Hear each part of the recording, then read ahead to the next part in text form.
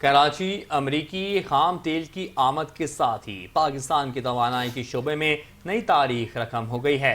امریکہ سے خام تیل لانے والا سب سے بڑا بحری جہاز ایم ٹی پیگاسس بلوچستان میں سینرجائکو کے آئل ٹرمینل پر لنگر انداز ہو گیا۔ یہ پاکستان کی تاریخ میں پہلا موقع ہے کہ کسی امریکی کروڈ آئل شپ نے پاکستانی بندرگاہ پر برتھ کیا ہے۔ سینرجائکو نے 10 lakh barrel West Texas Intermediate خام تیل درآمد کیا ہے، جس کے ساتھ ہی اسلام آباد اور واشنگٹن کے درمیان تجارتی تعاون کے ایک نئے باب کا آغاز ہوا۔ کمپنی کے مطابق ایم ٹی پیگاسس نے 14 ستمبر کو امریکی شہر ہیوسٹن سے روانگی اختیار کی تھی اور آج S P M oil terminal پر پہنچ کر توانائی کے شعبے میں ایک نیا سنگ میل قائم کر دیا ہے۔ یہ جہاز نہ صرف اپنی نوعیت کا سب سے بڑا امریکی تیل بردار جہاز ہے، بلکہ دونوں ممالک کے درمیان دو طرفہ تعلقات کی مضبوطی کی علامت بھی بن گیا ہے۔